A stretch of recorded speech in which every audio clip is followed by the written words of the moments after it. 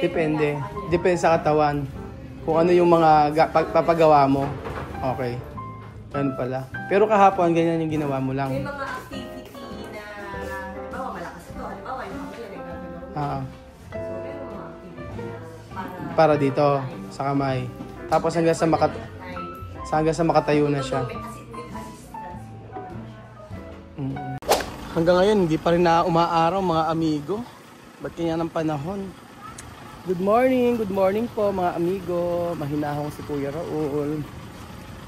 Mahinahon ng bibig, hindi masyadong pasmado dahil umaga, mamaya pa po maingay. For today's video, nandito po tayo, kila Kuya Poge. Ayan. At ngayong araw po ay meron pong magaganap na therapy. Papa-therapy po natin si Kuya Poge. Actually kahapon pa. Oo.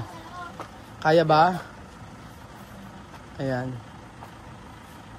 Kahapon po kasi nag-start ang therapy niya, wala po kami, nasa Metro Manila kami.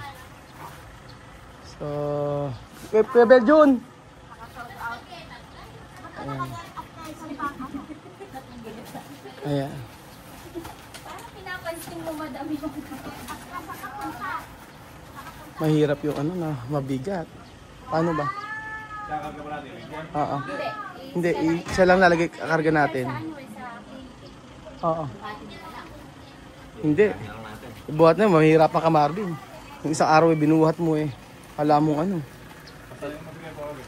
Ha? Hindi. Binuhat ka ni Marvin parang bata na isang araw Bek, parang mong batang binubuhat. Inasan mo na lang. Mahirap nga. Ayan. So, ayun po mga amigo. Paano gabuhatin to? Yun lang mahirap. Hapon kasi sige, pinasok mo yung Ayan po. Hinungo ka na. Diyos ko. Ayan. Oo nga, wala na yung tinuro rin sa akin kung paano i-therapy. Sige nga, mamaya tingnan natin kung paano gagawin. Session. So, nandito na po tayo mga amigo.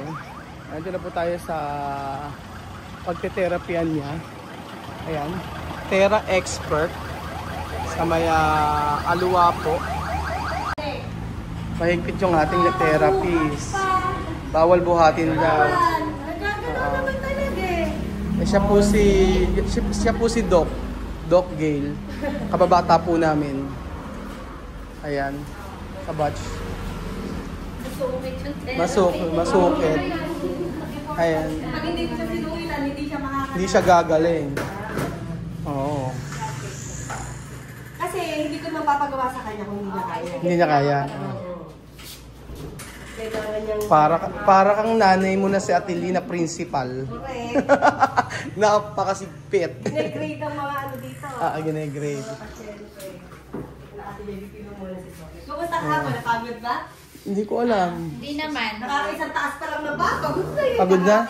Pero yung kamay niya hindi na masyado namamaga Tingnan ko nga. Ay, inanong ulit siya kapag ganyan. Inulit ko. Hindi, tsaka ngayon kasi, since na igagalaw na natin, yung mga neles na yan. Saglit lang. Ayan. Tingnan natin kung ano ang gagawin. So, dito po yun sa Aluwa mga amigo. At alam niyo po, ito yung kilala namin therapist na napakahusay. Kaya pag gusto niyo po magpa-therapy, ako papatherapy yung bibig ko. Para hindi masyadong pasmahan. Tingnan mo, magpapatulong ka pang iakyat yung paa mo yan. Sabi ko sa iyo, di ka papayagan nun Hindi ka payagan. May pang mga sila, may mga pang ano pala sila. Ayan. Morning, sir. Ganda yung mukha natin ngayon kaysa kahapon. Pangalawang ano pa lang session. Sabi ko maganda yung mukha niya ngayon kaysa kahapon. Pangalawang session. Ayun pala, sabi ko. Ugat ko lang. Ate, yung ganyang pasyente, mga ganong katagal tinetherapy. Depende sa kanya. Depende sa kanya talaga kung kailan nasa tao, Kasi kami dito, guide lang. Tuturo lang namin sa kanya yung Kasi may mga pasyente na kahit ano turo, hindi naman pagdating sa bahay, nakahiga lang. Kailangan talaga tulungan yung sarili niya. Kasi mas mabilis ang recovery ng patient na tinutulungan ang sarili compared doon sa patient na inaasa lang sa pamilya, sa therapist. So, kailangan niya magsipag-sipag. Kung siya eager talaga na gumaling, makalakad, mabilis siya makaka-recover. O sige. Mas mabilis. So, tumakbo ka na. Bumalik ka na dito. O, ayun na. Sige, Joke tingnan mo. naman.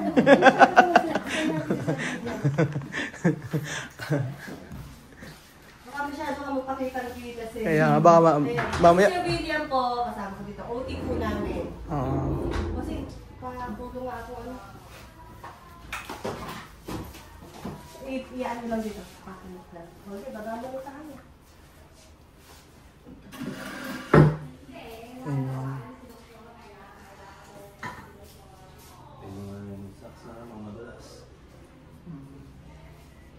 Nag-start na siya kahapon. Nag-start na siya mag-therapy. Dapat po ba yung therapy sa isang linggo po, ilang beses po? Sabi ko nga, kung ano nga ako, pwede naman siyang kung kakayanin kahit na everyday 1 month. Pero kung hindi naman, 3 times a week. Pwede na rin. Or 5, or ano. Yung 1 month sana, everyday, no? Kung kaya sana. Kung kaya, kung hindi naman kaya, 5 times a week, okay na rin. Okay na rin. Pero kung hindi talaga kaya, 3 times, huwag naman twice. Oo nga. Ang problema kasi yung magdadrive papunta. Oo. Kasi, siyempre, kailangan din magtrabaho. Correct naman. Oo. Intindihan ko naman yun. Kuya, kung ano ang kung ano ang convenient sa inyo. Pero huwag lang yung bababa pa sa 3. Sa 3 times. Sige, ganun na lang. Halimbawa, this week Maka-apat. schedule kayo ng hanggang nakaya nyo ng 5. Sige. Kung hindi mag-isa, nagpunta. Punta siya. Mas madalas talaga. Mas maganda, no? Good morning, Ellie! Baka po kasi sa amin. Ay, yung mga ginagawa. Mahirap po iluso yung... Sa'yo Oo nga eh. Anong gagawin sa kanya? Kukuryentihin? Anong tawag dyan? Stimulator. Stimulator. Stimulator. Ito, ang ano nito, ang gamit ito para? Ma-stimulate yung muscle. Dahil di ba hindi niya naigagalaw siya. So siya yung... Parang minamasahe, ganon? Hindi. Tinutulungan niya mag-contract yung muscle. Okay. O, ayan. Stimulator daw po ang tawag dito, mga amigo. Ayan. Ay, gusto po. Nakaano. Ayan. Wow, alphabet. Let's sing alphabet. Yabang naman natin Let's sing alphabet Let's go, Ellie. Ellie, let's go. Yabang nga. Let's sing alphabet Yung mga machine talagang ginagamit. Akala ko minamasahe lang. Massage ang kailangan. Magbe-benefit siya sa exercise. Sa exercise. May nakita ako doon, may mga dumbbell. Gaganon din gagawin niya. Gagamit siya yan. Gagamit. Gagamitin niya lahat ng gamit dito. Ayaw hanggang sa gumaling. Magbubuhat ka Kaya pag hindi ka matutulog, ba't ka natutulog? Ano akala mo rito? Masahihan. Ayan. Sa pagsasalita, di ba may speech therapy tinatawag? Ikaw na rin yun. Ayan, okay si sir. Siya ang gagawa noon. Ayun.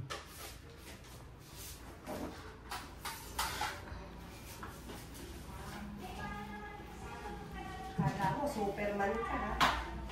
Hindi nagpapacheck eh. Hindi nagpapacheck Na ano siya, na one time.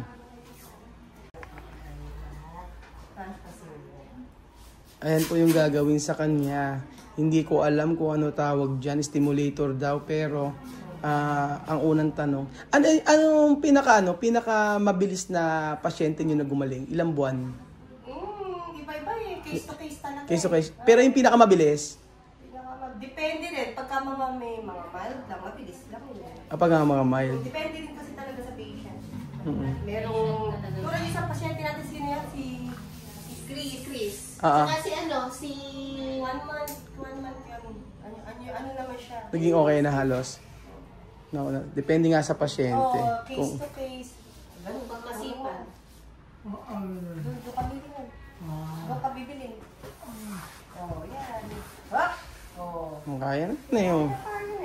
Tapos ayan, teka lang, baka makasira tayo. Ayoko magbayad. Ayan, nilagay.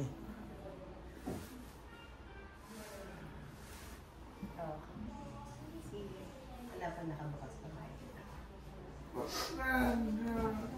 Baluktot mo ito. Teka. Baluktot to. Hindi. Babaluktot mo lang, hindi ka tatagilid. Baluktot mo lang to. Taas mo. Taas mo to, baluktot mo to. Hindi ito, baluktot mo ito, taas. Yan, baluktot mo to. Sige, baluktot mo. Okay, kaya. Sige, baluktot. Ayun. Para palang baldado talaga, no? Yung puwet. Papunta dun. Ayun. Diba? Basta sa utusan nyo lang siya. Gagawin niya yan. Mobili utusan mo lang daw. Ay, kagabi nga lang. Nag-aabay ko. Sabi ko, itataas daw yung paa. Gawan mo ako ng paraan. Bawal magalit, ha? Oo nga Pag eh. ikaw, hinaiblat ka ulit, bahala ka.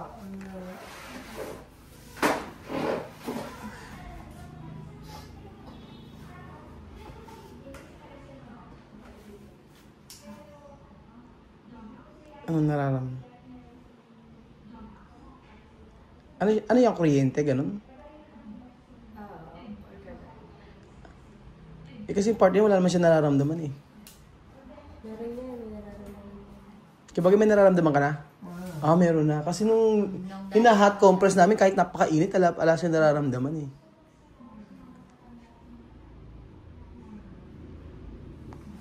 Ayun po. Ayun po mga amigo, yan po ang ginagawa kay Kuya Pogi. Hindi natin alam kung gaano katagal siyang ite-therapy, pero for sure po gagaling naman yan. Huwag lang siyang tatamad-tamad. Alam po mga amigo. 100%. 100%. May ganun siyang ginalagay.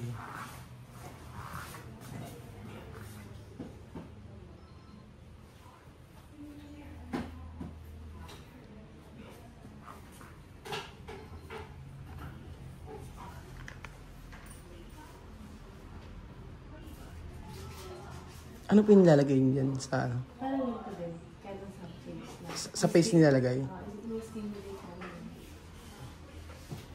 Kasi kung papansinin mo, picture. Oo. Kasi dyan nagmula no? Pababa.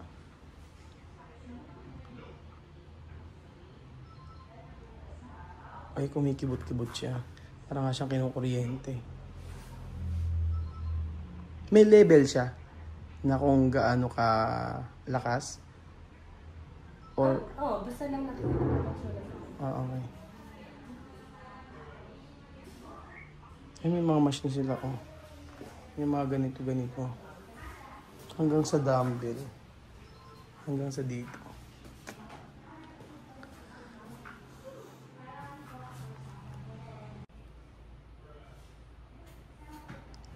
Kumikinig-kinig siya.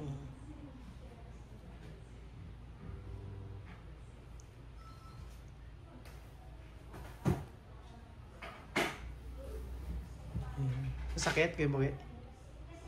Hindi naman. Hindi naman. Ang galing parang minamasahe lang.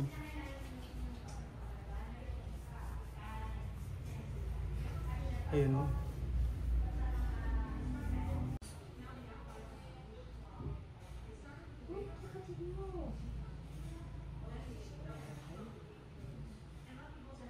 Nakaaway ka ba kagabi? Ha? Mainit daw ulo pag stroke pala ganyan, mainit ulo, no? Based sa experience, ganyan talaga sila. Merong ano. Siyempre, hindi sila komportable. Yung dati nilang ginagawa.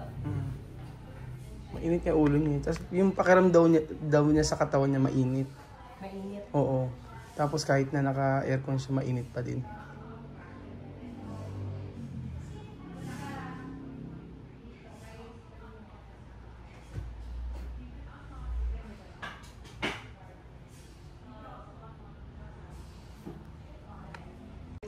Depende. Depende sa katawan. Kung ano yung mga papagawa mo. Okay.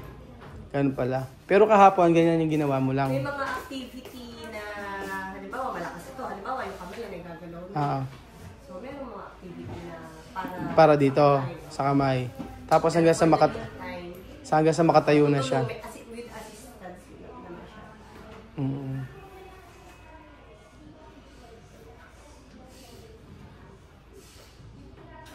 Buti nga ka mo, hindi siya naoperahan. Kasi pumutok yung yung ugat sa ulo niya eh. So may blood clotting na. Pero malaki ba? Maliit lang, nakuha sa gamot naman. Kasi kung pa-operahan, ayaw nga rin namin pa-operahan. Kasi maglalantang gulay lang din. Kaya buti nga ka mo nakuha sa gamot. Ayan po mga amigo. Ang kanilang ino-offer, merong exercise rehab, behavior therapy, dry needling and mga ganyan, pain management. Ayun po. So napakahusay po nitong therapist ito na hindi ako nagkakamali, galing pa siya sa nag-aral siya and then nag-abroad yata kung hindi ako nagkakamali, and then dito na siya nag-work para ipagpatuloy yung kanyang profesyon. So ayun ba mga amigo, antay-antay lang po tayo sa mga susunod na kabanata po sa pangyayari sa nangyari po kay Kuya Pogi, at hopefully po maging okay na siya at siya ay makalakad. Abangan po natin ang development po kay Kuya Pogi, at sabi nga nyo na family muna ang ating unahin. So, thank you so much po mga amigo, at God bless po.